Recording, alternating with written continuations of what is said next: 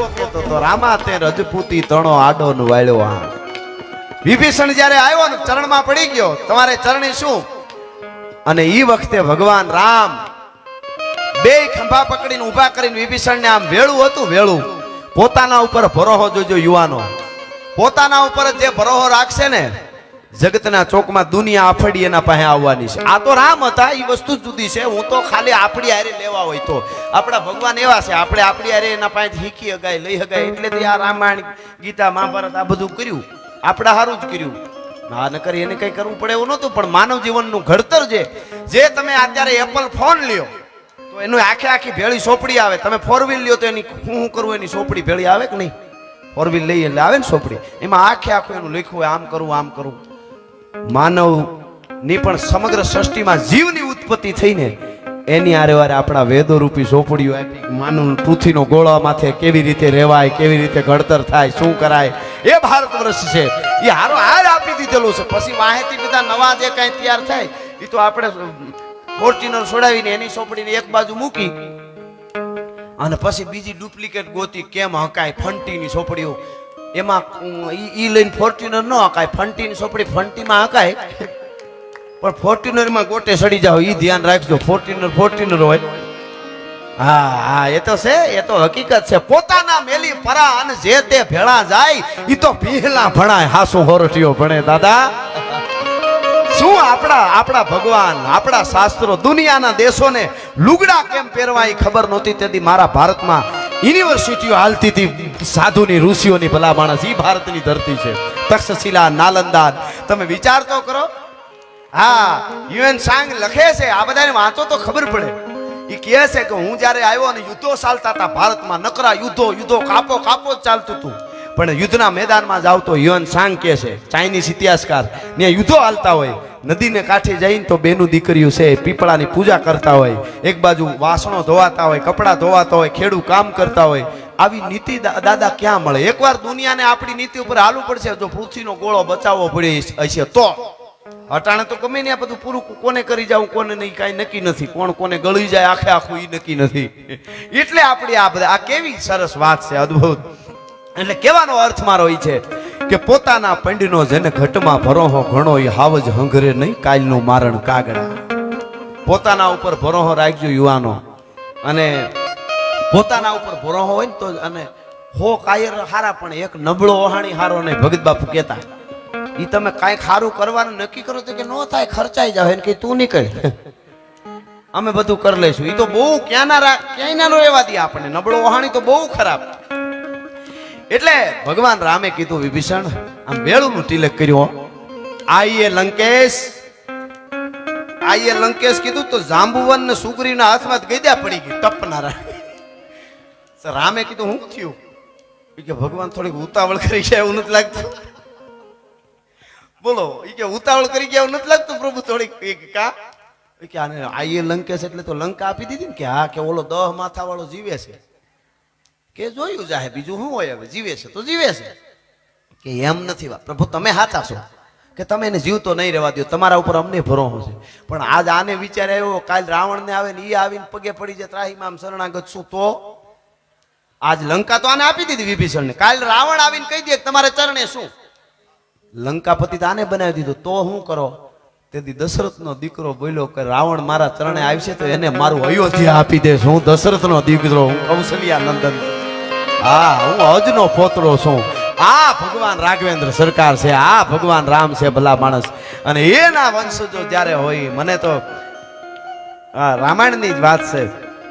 એક સ્ત્રી એક દીકરી એક છોકરી આમ વિશ્વ સુંદરી બનીને આવે રામાયણની વાત છે અને ભારતનો એક યુવાન હથિયારને ધાર કાઢતો હોય આમાં અને ત્યાં આવીને કે તને પ્રેમ કરું છું મારે તારી હારે લગ્ન કરવા છે આખી વાત જાણો છો આપ રામાયણની જ વાત કરું મારે તારી હારે લગ્ન કરવા છે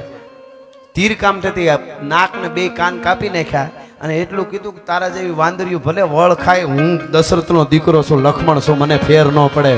હું તને ઓળખું છું તું હું લેવા આવી કપટને જાણતો તો સાહેબ ભારતનો એક જુવાન ખોટી મતી લઈને આવી હતી એટલે નારી શક્તિને હું બહુ સન્માન કરું છું પણ સુરપંખાનું નહીં હા એટલે એના નાક કાન કાપી લીધા ઈ ભારતના યુવાન હોય અને આજે બિયર બારમાં ડોલતો હોય, માલ પીએંગે હમ તો માલ પીએંગે નગરી કર બેઠી મેં માલ. અરે તમારી ભલી થાય, તમારી કેને જૈન કથાઓ કેવી, અમારે કેની કથાઓ માંડવી. હા, અને અમે તો કાયમના માટે માતાજીની કૃપાથી, આવા સંતોની મહાપુરુષોની કૃપાથી આવા પ્રોગ્રામો મળે ત્યાં સુધી જ કરવા છે. અમને સનેડાની ફરમાઈશ આવે તેથી ડીઝલ રિક્ષા લઈ લેવી, બાકી પ્રોગ્રામો બંધ. એના માટે નથી બોલતા સાહેબ. એવો વખત આવશે તો સ્ટેજથી નીચે ઉતરી જાવ, પણ બોલવામાં અમારા સ્તરમાં નીચે નહીં ઉતરીને એવા આશીર્વાદ દેતા રહેજો તમે. આ કપાળ અમને આના તેજ છે ને એવા અમારા હામાં આમ નજરે તર્યા કરે ને, કોઈ દી નબળું બોલાય જ નહીં. અમને ભરોસો છે, અમને વિશ્વાસ છે ભલા માણસ. હા, એટલા માટે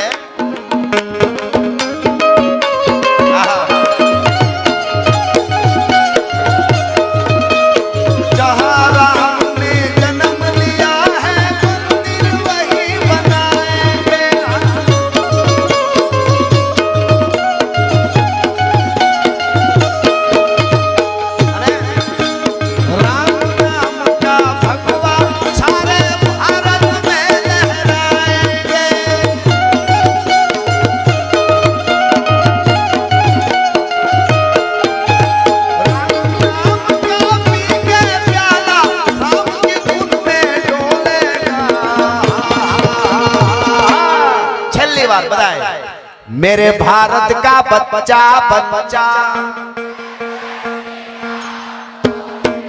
मेरे भारत का बच्चा बच्चा, जय जय श्री राम.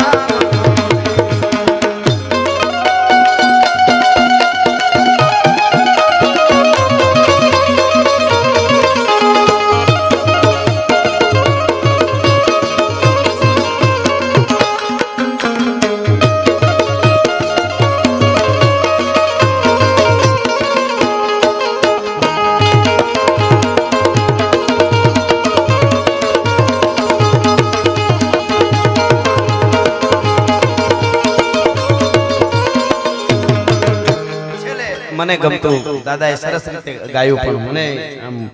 આ માહોલ આખો એવો છે એટલે શિવાજીના હલડાની બે કડી લઈને પછી 12:30 સમયને માન આપવું પડે ને આપણે.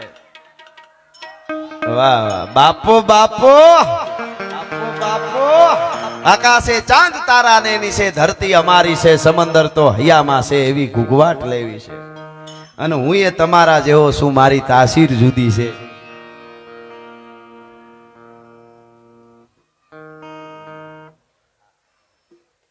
હું એ તમારા જેવો છું, મારી તાસીર જુદી છે. મળે જો હેતુ હાચા તો હવે ચોપાટ લેવી છે. અને તમારી હેડકી આવે તો આ રાજ રાજી છે. તમારી હેડકી આવે તો આ રાજ રાજી છે. આખું આયુષ આપીને એક મુલાકાત લેવી છે. છેલ્લે શિવાજીનું આલડું ને એક પ્રસંગ મારે એટલા માટે કહેવો છે કે આજે રાજકોટના આંગણે ભાગવતના ખોળામાં આપણે બેઠા છીએ. ચારણ તરીકે અને સાહિત્યકાર તરીકે અહીંયા આવ્યો છું. કોઈ હારું લગાડવા માટે કોઈ નહીં, અમારા માટે જે હારું કરતા હોય હારા. પણ 500 વર્ષ રાહ જોતા હોય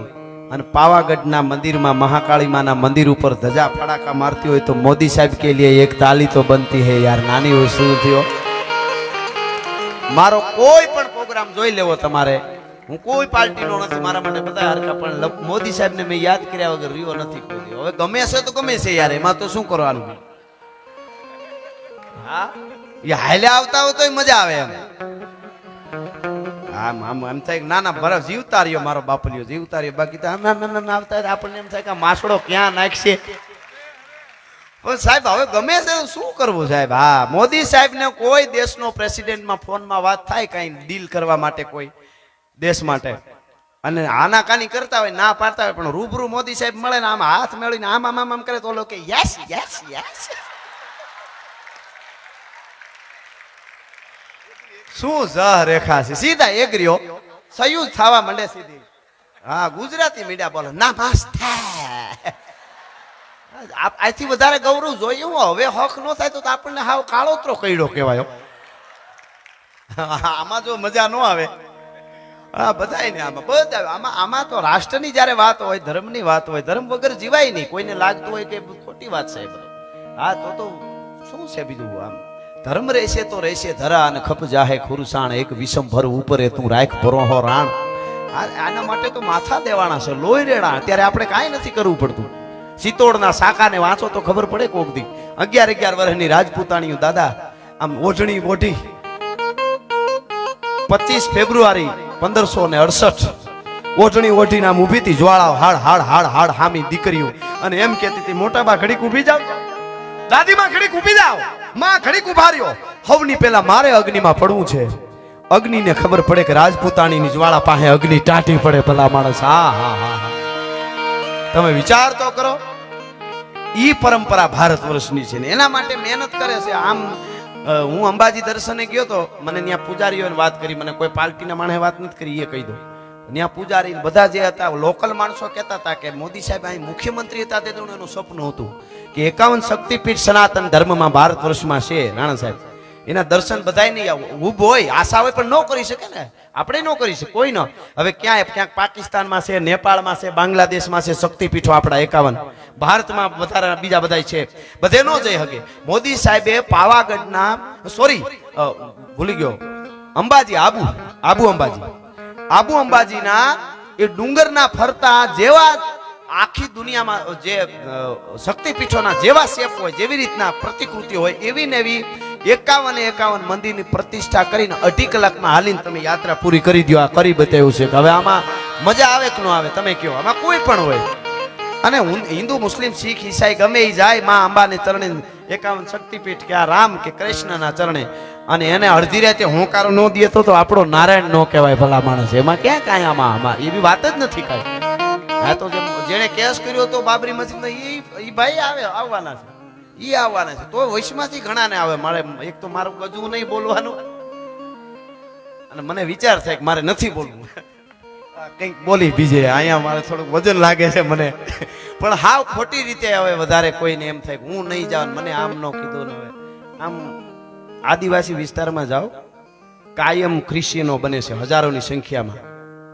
તમને બહુ મોટું પદ મળ્યું હોય તો એ નોક થાય એવું કંઈક કરો ને બાપા અહીંયા હું કામ હેરાન કરો છો મને વધારે મારે બીજું કાંઈ નથી કેવું અહીંયા એ હાસી વાત છે ને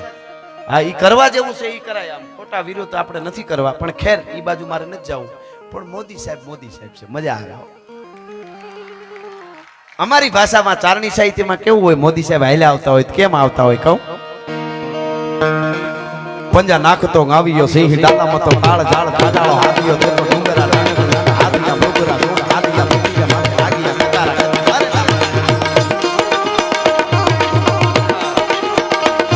પંજા નાખતો આવ્યો સિંહ ડાલામાં તો કાળ ઝાડ કાળો હાથીઓ તો ડુંગરા હાથીયા બગરા તો હાથીયા બગીરા માં લાગ્યા કતારા કતારા બાણા કાળો મોટો વાળો કાળે નસા મોટો ચાલો કરો તો ઉતાર આતે પાલ વિકરાળ કાળ કાળે કાળ કે નહીં